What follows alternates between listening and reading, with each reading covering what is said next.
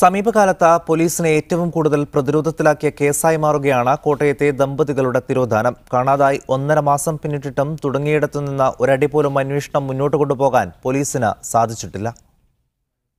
കഴിഞ്ഞ ഏപ്രിൽ മാസം 6-ാം തീയതിയാണ് കോട്ടയം താഴത്തങ്ങാടി സ്വദേശിയായ ഹാഷിമിനെയും ഭാര്യ ഹബീബയെയും കാണാതാകുന്നത്. രാത്രിയിൽ ഭക്ഷണം വാങ്ങാൻ പുറത്തുപോയ ഇവർ പിന്നീട് തിരികെ വന്നില്ല. പോലീസ് ഉടൻ തന്നെ അന്വേഷണം ആരംഭിച്ചെങ്കിലും ഇതുവരെ ഒരു തുമ്പും കണ്ടെത്താനായില്ല. കാര്യമായിട്ട് അന്വേഷിക്കുന്നതായിട്ട് അവര് അടിക്കടി ഇവിടെ വന്ന് റിപ്പോർട്ട് തരുന്നുണ്ട്. അന്വേഷണത്തിൽ നിന്ന് ഇതുവരെ ഫലം കിട്ടിയിട്ടില്ല, ഒരു തുമ്പും കിട്ടുന്നില്ല. 2 പൊടി കുഞ്ഞുങ്ങളാണ്, അവരെ എത്രയും വേഗം കിട്ടണം.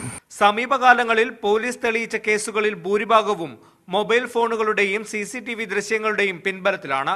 എന്നാൽ ഈ കേസിൽ ഇവ രണ്ടും പോലീസിനെ ചതിച്ചു. പുറത്തുപോയ ദമ്പതികൾ മൊബൈൽ ഫോൺ കൊണ്ടുപോയിരുന്നില്ല.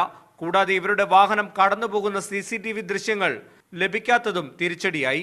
ഇവർ സഞ്ചരിച്ച വാഹനം പുതിയതായി വാങ്ങിയതായതിനാൽ രജിസ്ട്രേഷനുമില്ലായിരുന്നു. ഇതും പോലീസിനെ വലച്ചു.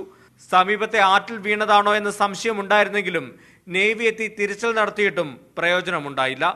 വാഗമണിലും തമിഴ്നാട്ടിലും ഇവരെ കണ്ടതായി ആദ്യം വിവരം ലഭിച്ചിരുന്നു. എന്നാൽ ഇത് തെറ്റായ വിവരമാണെന്ന് പിന്നീട് പോലീസ് സ്ഥിരീകരിച്ചു. എന്തായാലും പുതിയ സർക്കാർ വന്നതിന് ശേഷം പോലീസിനെ കറക്കിയ കേസായി മാറുകയാണ് കോട്ടയത്തെ ദമ്പതികളുടെ തിരോധാനം. ടോബി ജോൺസൺ, മീഡിയ 1, കോട്ടയം.